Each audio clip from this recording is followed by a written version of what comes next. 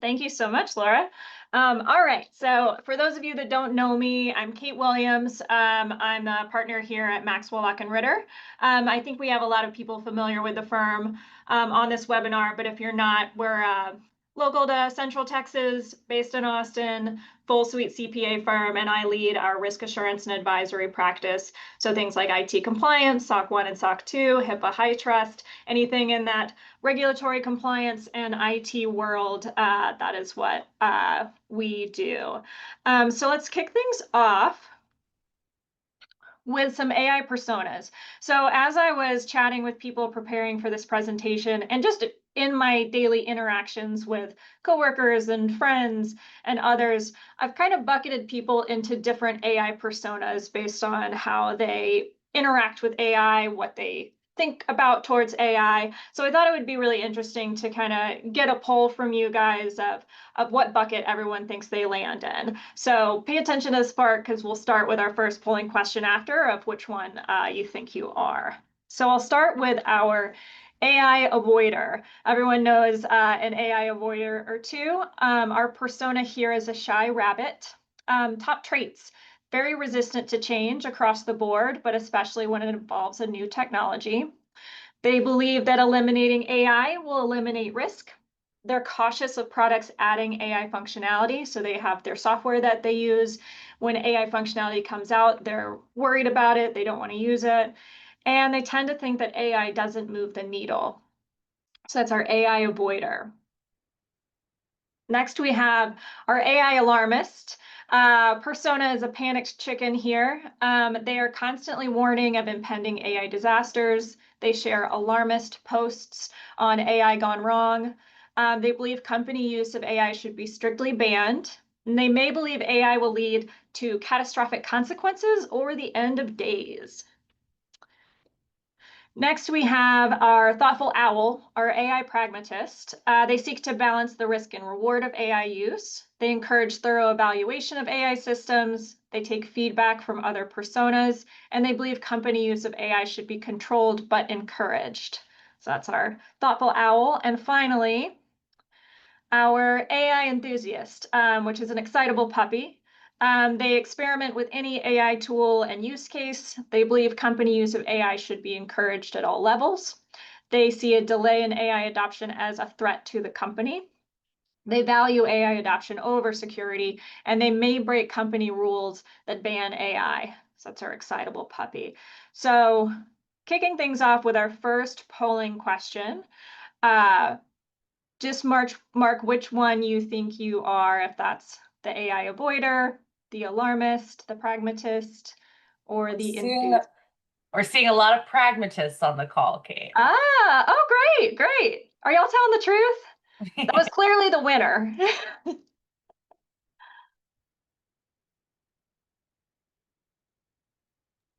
And I'll leave the polling question up so people can keep answering, but pragmatist is definitely winning this one. Well, good. Well, good for y'all. Sounds like y'all have y'all are already being thoughtful about it. That's perfect.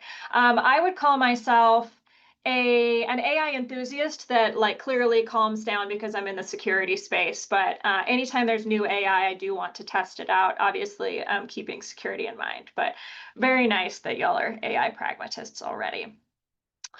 So I'll move on to the next slide.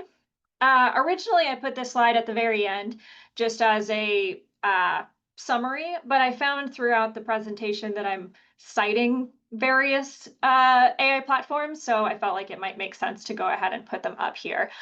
So I won't spend a ton of time. Y'all are welcome to, y'all will get these slides. You can use them as a resource. You might already know most or all of them, but in general, whenever we're talking about AI platforms, these are really the top ones that people discuss. So ChatGPT, that's kind of what started it all. AI was around far before ChatGPT, but that really brought it into the public eye, consumerized it, if that's a word. So this one is very popular with consumers. It also has like an enterprise and business play, but very well known for its consumer app. Claude is from a company called Anthropic. I really like Anthropic in general. They're very security and compliance focused. They're very thoughtful. They're doing a lot in the coding space right now. So Claude Code, like helping software engineers with coding.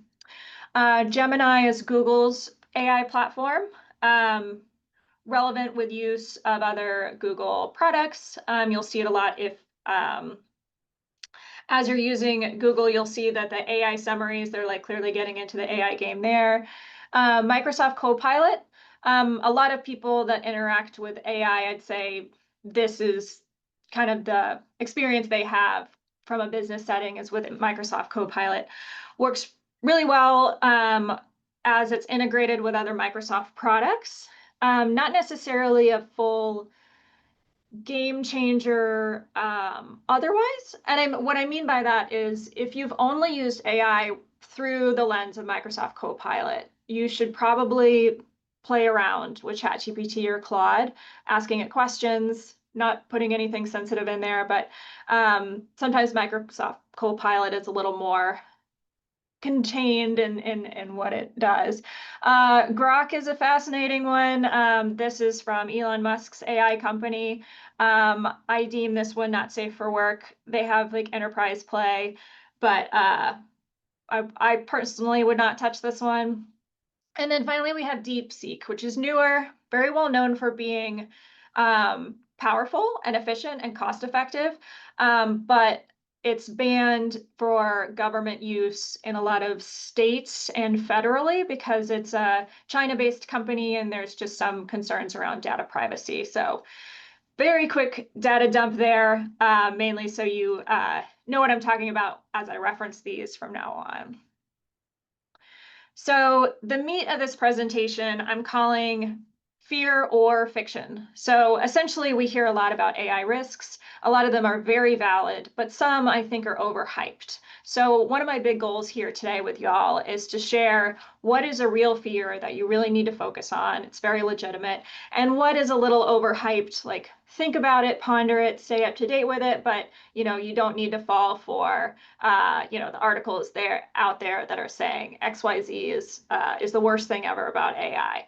So that's kind of our game plan for the rest of the session. So we'll dive into these 4 topics when it comes to our little fear or fiction game. Data leakage, bias in AI systems, hallucinations and inaccuracies, and brand reputation. So these are 4 things that we see a lot when people talk about the use of AI and the risks that you can see. And we'll start with data leakage. So this is something I think people talk about a lot. So data leakage in the sense that you're putting sensitive data in an AI system, whether in an AI platform or a software that has AI functionality. You're putting data in there that's sensitive, and that data gets released or leaked in some way. So generally, the concerns around data leakage include things like release of, let me move the video, release of release of data to companies that we don't trust. So this ties back to the last slide where we talked about Claude being a very, trustworthy company, I would say, and DeepSeek, we're just not as sure. So release of data to Claude, we might feel, might not have any concern over, but DeepSeek we would. A big one is this second one, not complying with regulations. This is one that data leakage is a real, is very legitimate concerns around. If you have PHI for your employees, or even more seriously, if you have it like you're a healthcare organization or health tech and you have to comply with HIPAA, having that PHI put into an AI system, very legitimate concerns there.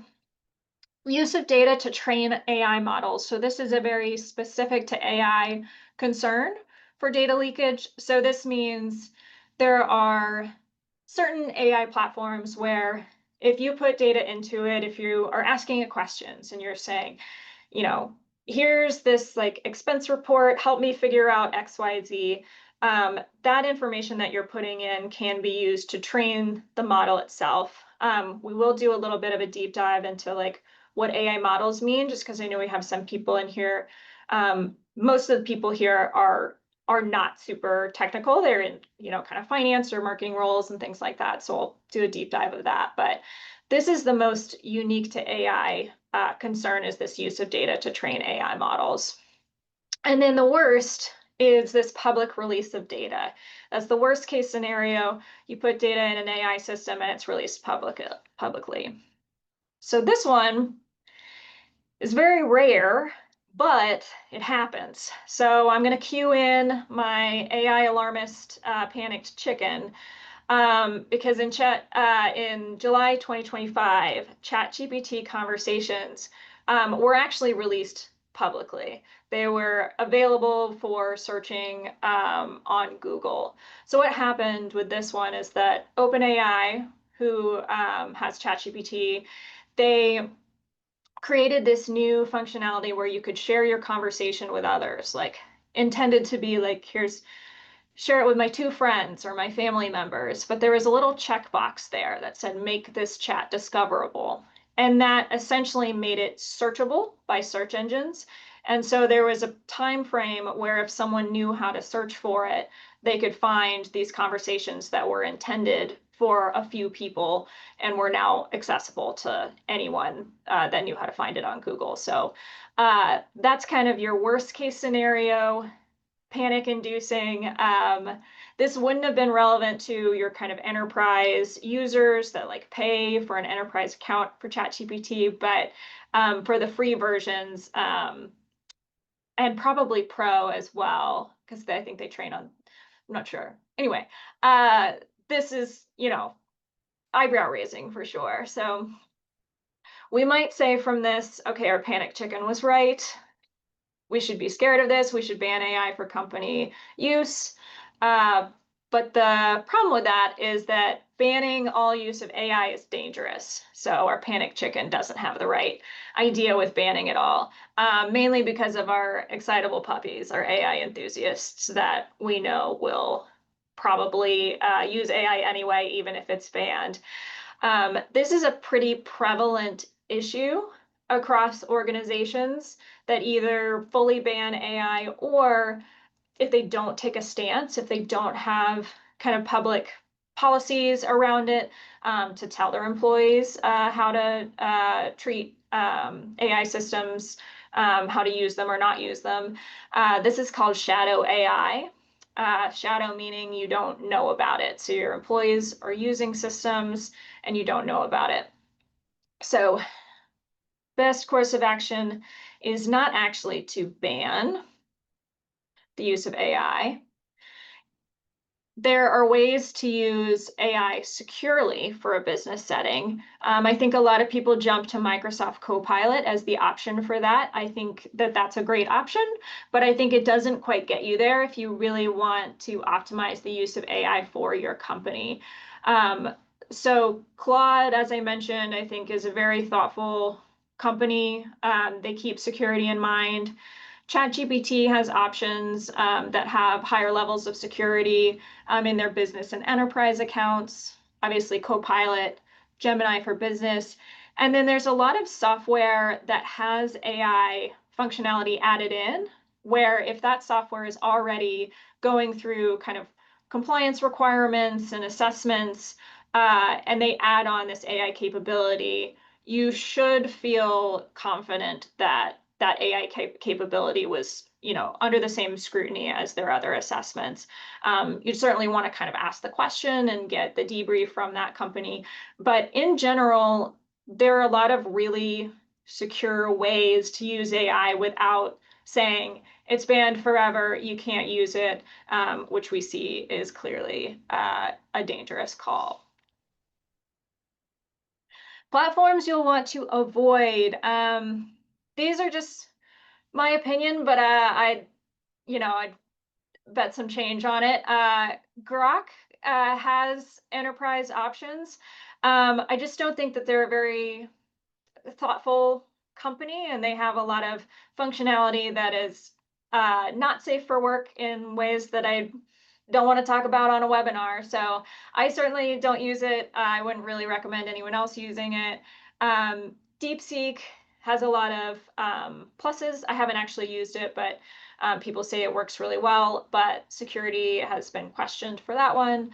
And then free versions of ChatGPT, anything that's not kind of the elevated business or enterprise, that data could be used for training the models. And also currently they're in a lawsuit with New York Times over copyright infringement. And so they actually have to retain a lot more data right now than they would even want to, because they have to retain it for that lawsuit. So these I'd probably avoid for business use cases.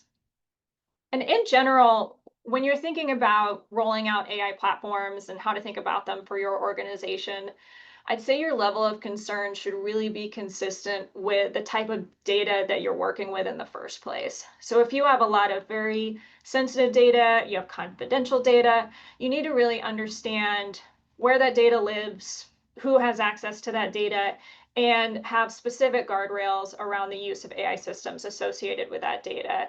The data that we care about here, PHI, obviously, personally identifiable information, that's a pretty broad category, but most of it is very common sense, like social security numbers, driver's license numbers, anything that's really sensitive about a person, you'd want to be extra thoughtful about. Data entrusted to you from customers.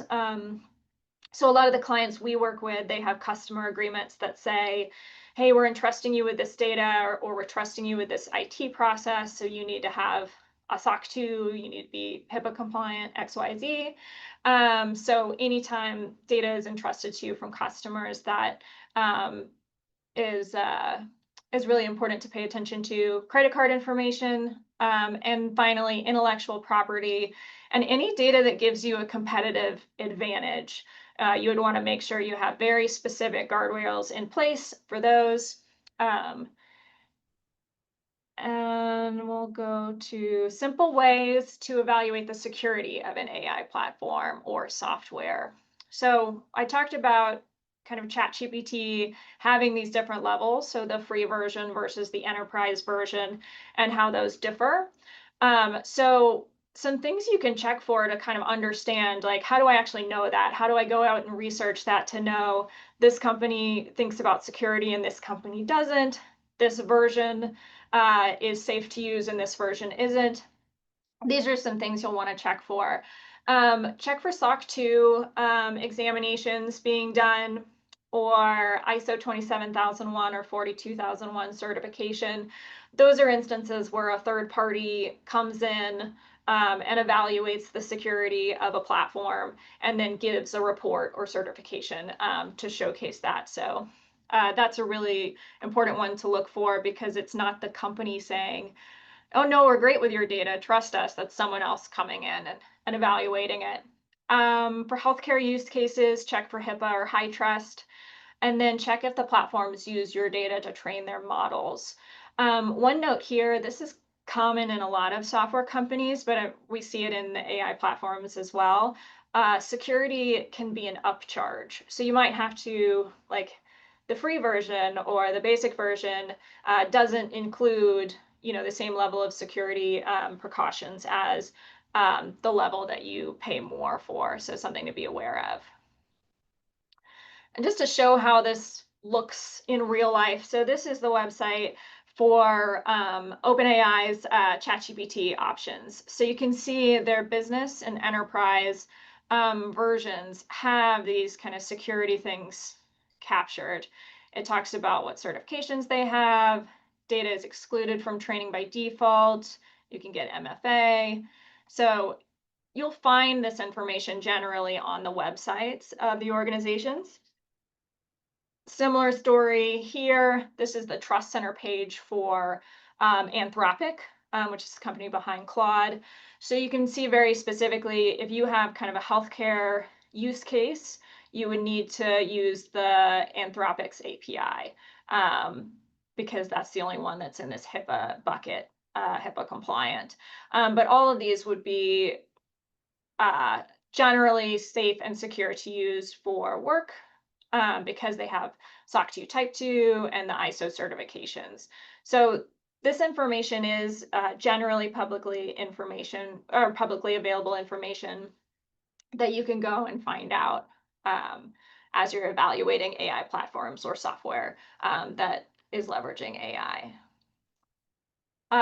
One quick high level note on this, like I think there's a lot of very justified concern around AI because it's just different from any technology we've seen in the past as far as like uh autonomy in a way, or like lack of predictability in responses. But when it comes down to it, like as far as the evolution of security and trust in the platforms, I would think of it very similarly to the internet or cloud computing, when those were in early stages. So there's definitely a time when people thought like there's no way anyone would ever put credit card information on the internet. Now we click one button and buy our entire Amazon cart. Uh, Same with cloud computing. There was certainly a time where companies thought like, no, my data is secure in this, in my servers, in my server room, in my office building. That's where they're safe. When really cloud computing offers, in most cases or many cases, a much more secure option because they just have swaths of people, swaths of regulations they're complying with. Um, as you can kind of see from this quote here. So in general, security and trust in AI is going to continue to evolve. But I'd say just kind of keep that in mind that this happens anytime there's like a groundbreaking new technical change or revolution. So fear or fiction, data leakage, is this a legitimate fear? I think everyone hates the answer of it depends, but I'm going to kind of cheat on this first one and say it's really both. It's a very legitimate fear, but I'd say a lot of people overstate the fear, or they don't recognize that there are ways to use AI systems and AI platform options that offer the same level of security as like a Microsoft Copilot would. It all depends on your use cases. It all depends on the sensitivity of the data entrusted to you.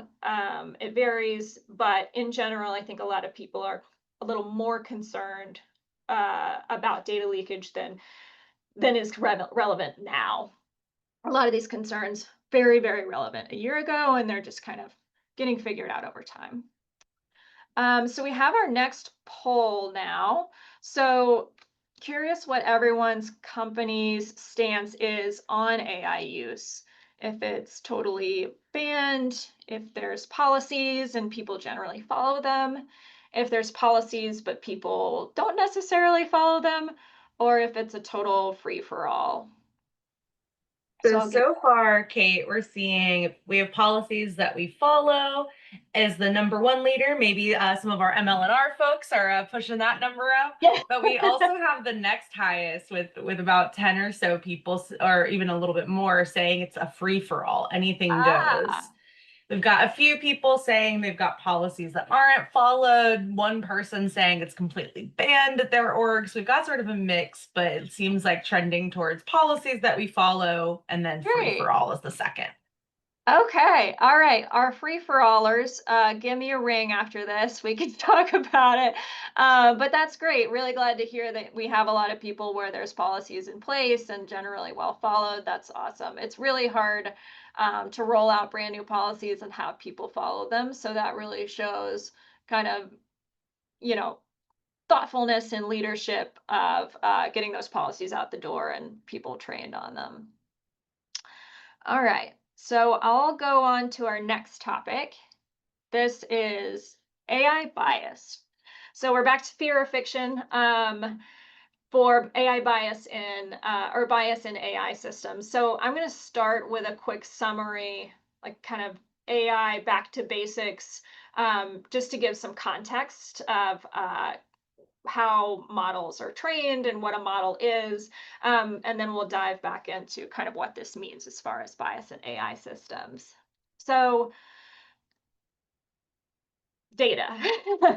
So AI models are trained on vast amounts of data. So when ChatGPT first came out, it was like essentially trained on the entirety of the internet. So that's why it knows so much. So you have these like large quantities of training data, you have documents, you have legal text, you have images, so you have all this data.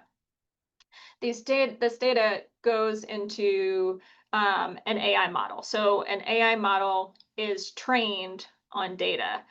So there's a long process behind that, but essentially our AI model is kind of the back end of an AI platform. So GPT-5 is the back end, or one model that's the back end of ChatGPT.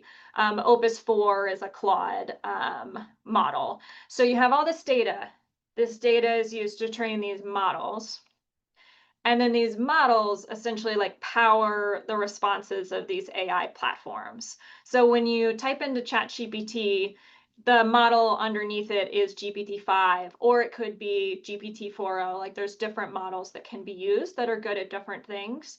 And so whenever we're talking about training a model, that's how you should kind of think about it, is it's this data that's used to train a model itself. There's also data involved at the back end where you can put extra data into an AI platform. So this would be you saying, if you're working with Copilot and it's pulling from these like 10 Word documents, that's this extra data. So that those 10 Word documents aren't training the model that Copilot is running on, but it's being leveraged as an add-on for Copilot to come up with the best answers. So that's your quick primer in circles of how model training works. So we'll come back to AI bias. So models are trained on data, as we mentioned. If the data isn't representative, AI responses will be biased. So an example of what this means, if you have an AI system that's designed to identify gifted and talented kids, but it's only given data associated with boys, with male students, it's going to be pretty good at detecting gifted and talented male students, but it might not be as good at detecting gifted and talented female students. It's not 100% given that that will be the case, but if there's any kind of nuance that impacts like the representation across a full group, there's chances that if the AI system's only trained on one type of person or category or characteristic, that it won't be as good at detecting things associated with other individuals, characteristics, etc. So another scenario that's relevant for AI bias in AI systems is if the data shows positive indicators for certain groups, whether it's intentional or not, the AI responses will be biased. So our example here, you have an AI system designed to identify top candidates for hire, but if most of your executive team is male, the system may infer that males are better suited for executive roles. Obviously, this isn't you going in and say, hey, AI, males are great executives, like give some extra weight to them for executive positions. But the AI system could have gleaned from the data like, oh, most executives are male, so that must mean males are better at being an executive. Because it doesn't have morals. It doesn't have the brain on the back end. It's just looking at the data and interpreting the data based on like what it can pull, what signal it can pull. So this is where we get into another panicked chicken scenario. Sometimes our panicked chickens are spot on. Right now, there's a collective action lawsuit with Workday alleging discrimination in their job applicant screening technology. There are plaintiffs all over the age of 40 claim they submitted hundreds of job apps, were rejected each time, sometimes within minutes or hours. And they're claiming that the algorithm, like what's causing the AI system to spit out these responses, these denials, disproportionately disqualify people over the age of 40.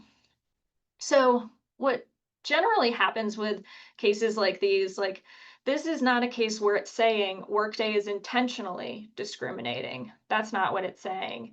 What they're saying is that there's bias in the AI system potentially, and the essentially what Workday would be at fault for is, did they do enough to determine how to kind of overcome that AI bias? Did they try to put processes in place to detect that, to overcome that? And it turns into a conversation around like what data was used to train the algorithm, what data was used to train that AI system, and was Workday kind of cognizant of that? So very worst case scenario here. We look good again. Okay, so sorry, y'all. No worries. That's panic chicken moment for me. Um, okay, got it. Uh, so back to work day. So one thing to kind of be cognizant of is whenever there's kind of usually in cases of like discrimination or wrongful XYZ, it's usually kind of on a one-off basis. So like this one person was a bad actor and did XYZ. The kind of concern with bias in AI systems is that AI systems let you make decisions so quickly that a flaw, whether intentional or not, that leads to some unexpected outcome can impact a lot of people really quickly. So that's kind of the crux of this that makes it so difficult is that we're no longer living in the realm of like, oh, well, that was just this manager acted in a discriminatory manner, and we should have trained him more or caught that or blah, blah, blah. It's this AI system is making decisions about hundreds of applicants and it's making these judgment calls that we didn't even tell it to. So it's just a very different type of concern than it used to be. So what I'll say as far as kind of recommendations. So AI bias in AI systems, there's a lot of you on the webinar that this might not impact ever at all. It's very specific use cases. I think societally we need to be concerned about bias in AI systems from a standpoint of like decisions around medical care and things like that and policing. I think there's bias in AI systems that, generally worth kind of keeping an eye out. But from a business setting, it's pretty like niche use cases where this would come up. So to check your own use cases, essentially you're checking, does the use of AI impact some people more than others? And will it impact decisions that are legally protected against discrimination or where there's, discrimination is historical? So examples like home lending, there's specific rules around home lending. You wouldn't want to roll out an AI system that impacted like the who was given a home loan versus not on data that's not legal to be used in that decision. Same with banking, hiring, provisioning of mental or medical care. Thorough vetting is required if you have an AI system that will impact any of these. And that includes like you're using an AI platform, you're not training the backend model, but you're adding this extra data to help it make decisions, which is something that's more likely for a company to do. Check your data sets. What are you training the AI systems to learn from? Is there proper representation? So this is a sticky one. Not something that will come up a lot day to day for an organization usually, but when I'm looking at fear or fiction, I'm gonna label this one like something you should be fearful of. AI bias conversations I think are very legitimate. If they're relevant to you, be very mindful. Our next one is a little more fun: hallucinations and inaccuracies. So um, I get a lot of like AI posts on my LinkedIn, and a lot of people, there's like a phase where people would be like, AI is dumb because it's bad at math. So there's certain things that AI systems aren't very good at. So I'm going to give you a quick run through of some of those, so you can know how to decrease hallucinations and inaccuracies in your own use of AI systems. AI systems can misinterpret or miscite laws, policies, and regulations. So a really important thing to know about like generative AI, the AI that's like you ask a question and it generates a bunch of text, is that the way those work is it predicts the next word. So if you were to type in eeny, meeny, miny, it would say mo, because like that's how that doesn't exist on the internet unless it says that. But there's other things on the internet that happen. They differ every time, or the data is more nuanced or more niche. And so commonly cited laws and regulations that are in full text, those are things that an AI system would pull up pretty easily. But more niche things like case law, unless it's been told, like there's a lot of like, legal software where like the case law is put into the platform that AI is like trained on that specifically. So that's a different thing. But if you're just going to ChatGPT and saying, what are some case law examples for this specific case that I'm working on, it might just make some stuff up, or just cobble together different stories. They don't like know laws and regulations like a human would. They don't have the context like a human would. And honestly, they sometimes will just make things up. So something to be cognizant of. AI is bad at math. This is what I often see on LinkedIn. People like ask it a basic math question and it gets it like hilariously wrong. So again, the generative AI, ChatGPTs of the world, they're trained to predict the next word in a sentence, not do math equations. They weren't trained to do math equations. There are computer systems that are trained to do math. They're very good at math. That's not ChatGPT. AI systems can approximate an answer, but say it confidently like it's accurate. That's something that you can get in trouble with. They're bad at carrying the one. Like if you do a multiplication example, it doesn't like it'll say the wrong answer and the answer would be the right if you like didn't carry the one. Just like funny little things that it gets wrong. So bad at math, not a great use case to run. I mean, this is more for like your high schoolers. Like tell your high schoolers and middle schoolers not to run their math problems through ChatGPT. Not much of a business case, but I think it's interesting. This one I think can be pretty funny. So AI systems, they're designed to make people want to use them. And so they have a tendency towards being agreeable. So it'll just tend to agree with you.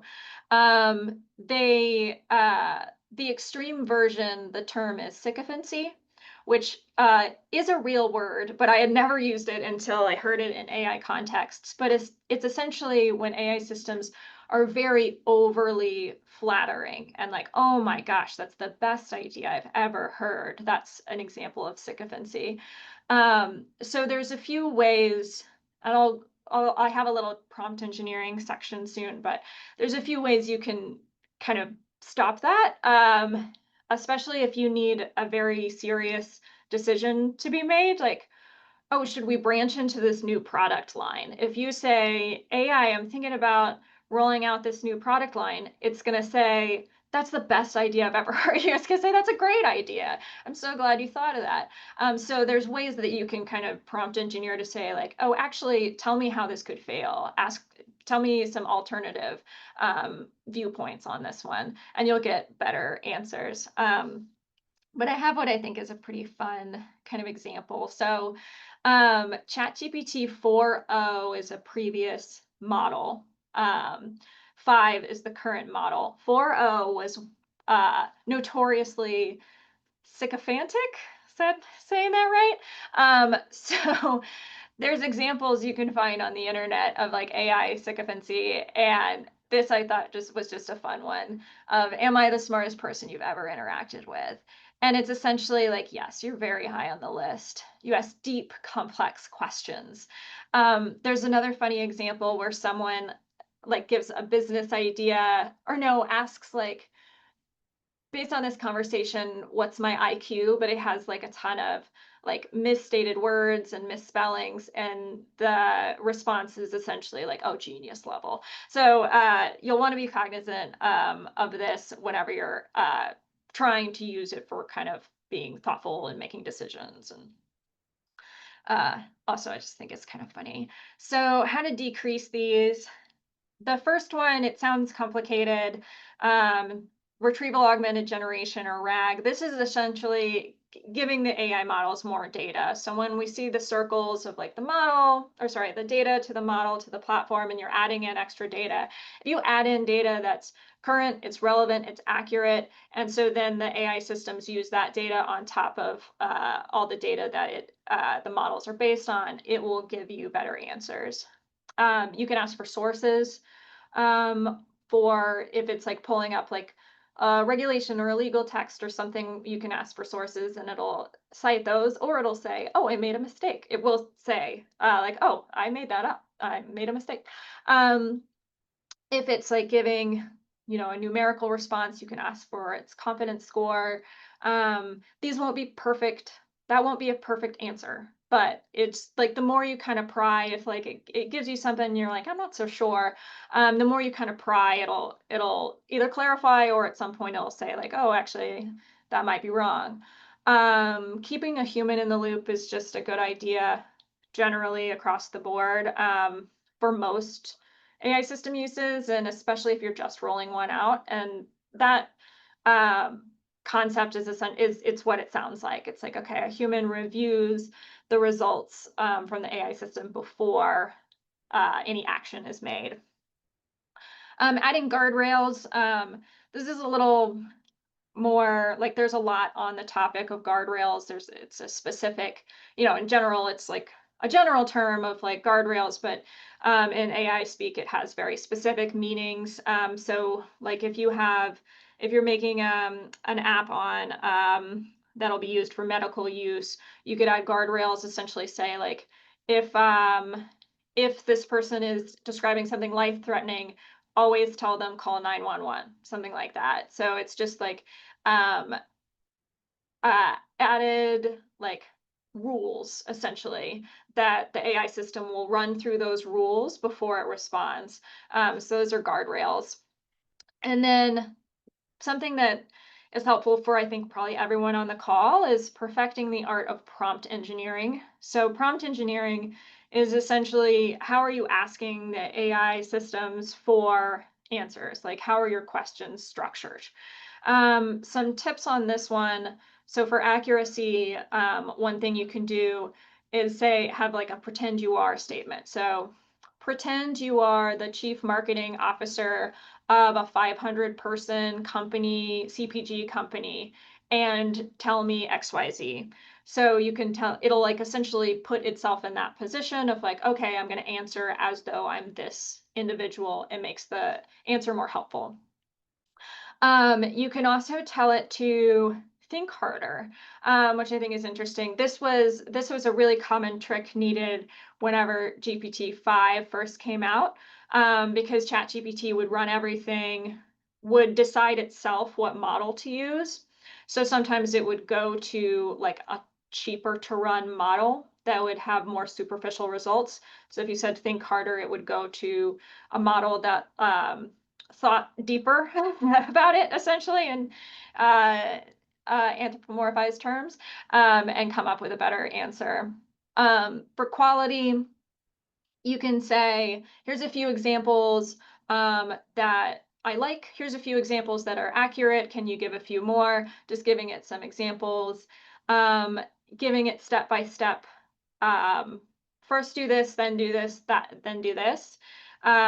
This, especially if you want it to do like a bulleted list or a presentation or something that's more complex, say like first research XYZ, then summarize the bullet points, then create a summarized point of blah blah blah, like just give it the steps. And then for sycophancy, what are some counter arguments to my line of thinking? What could go wrong and how likely are those scenarios? And then give me 3 alternatives. So those are just ways to kind of gut check the AI systems so they don't just say like, oh, you have the best idea ever. It'll say, oh, actually, this is what could go wrong, and you'll get better kind of feedback on that. So fear or fiction on hallucinations and inaccuracies. I'm going to say generally this one's fiction because I think a lot of the articles about this are people just being like, oh, I asked AI this thing that AI is not good at doing, and here's the results, and isn't AI dumb?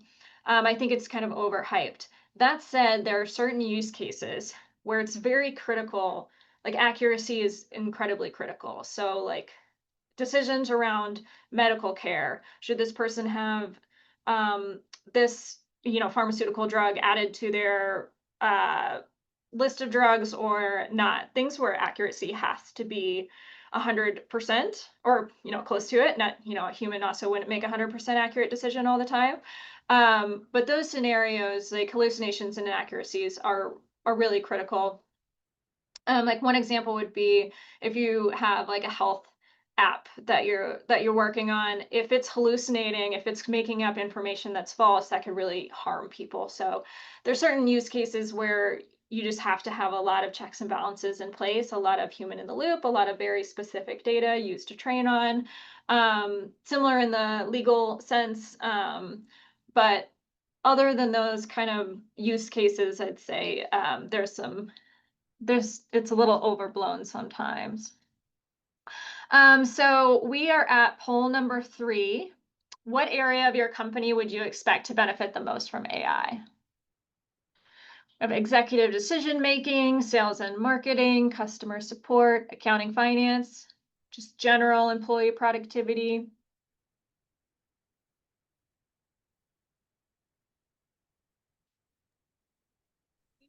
Mix of results as people are answering. It's looking like general employee productivity is the highest one, and then Okay. sales and marketing, with customer support and accounting and finance kind of sitting at the bottom, and then executive decision making sort of all the way at the bottom.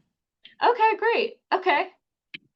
Okay, that's great. Yeah, general employee productivity, definitely a lot of just general use cases. Help me drop this email. There's a ton of things like that, or kind of automated workflows with AI enabled. Yeah, that makes sense. Perfect. So speaking of kind of sales and marketing, our last fear or fiction is around brand reputation. This is one that I feel like people talk about less than others. But in general, I'll say, and it sounds like a lot of y'all call this out as well, that kind of marketing, brand strategy, content generation, they're great use cases for AI to help create content that you then kind of edit versus generate. You can create images really quickly, use fewer stock photos, you can research competitors, analyze customers or prospects, review websites, search engine optimization. There's a lot of great use cases for AI in like the marketing world. But we have some AI fails that have happened associated with this. So I'm going to spotlight a few of those. So this top example, a newspaper published a summer reading list that included many made-up books. The fake legal case reference, that was a pretty big deal when it happened. Non-existent legal cases were cited in a court filing. This bottom right one's funny. So Sports Illustrated had a fake person create AI generated content, and this fake person had a fake profile on their website. And then to your bottom left, Coca-Cola had overused AI in their kind of holiday ads. So you can see here, it's a little hard to see, but it says Coca-Cola here. So these are just kind of some AI fails that led to brand reputation hits.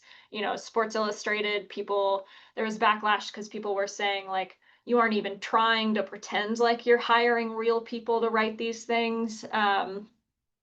People were just felt like the Coca-Cola ad was lazy, and there's just a lot of general backlash around, hey, we're worried about job loss in the creative industries and otherwise. And so if it's so obvious that you are switching entirely to AI, there's just an added level of kind of uh, you know, disappointment that a lot of people have just based on their general sentiments of how AI is impacting the world. So just some quick tips to keep your brand safe in the age of AI. Keep a human in the loop. Humans review things. They check if you have real humans on your website about that are making content. Chatbots are something you'll want to be really cognizant of. There's been instances of people getting answers on chatbots that are wrong, and then they can sue the company. You said XYZ and it's not, or oh, you have to pay out this extra amount because it calculated wrong. So chatbots, you need to keep an eye out for. Vet third-party content creators. many I think are still very excellent. There's great ones out there, but there are some that are really relying heavily on AI. So you're kind of paying for a human's time, but it's really just a lot of AI content. Review your social media presence, have documented brand guidelines, all kind of basic things you'll want to keep an eye out for. So, fear or fiction on brand reputation. I'm going to put that this one's a legitimate fear, not because I see it being very prevalent, but because I don't think people are thinking about it enough. I don't hear people talk about it. And I think we're going to see rising kind of concerns and issues around like um, just brand reputation as AI is used more and more in kind of content and marketing. So I'd say this is worth keeping an eye out for if brand reputation is important for your company. There's some companies like if you sell a product, brand matters a whole lot. If your services business, maybe less so, but everyone has a brand that has some level of value. So worth thinking about. Closing out on our final poll. So, out of the four things we've talked about, what is your biggest AI fear um, based on our discussions? So, data leakage, bias, hallucinations, brand.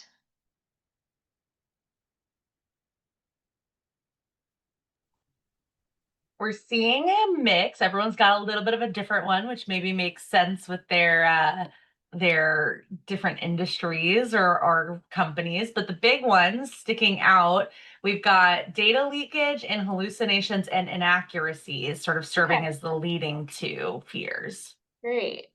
Okay, great. That makes sense. That makes sense. All right.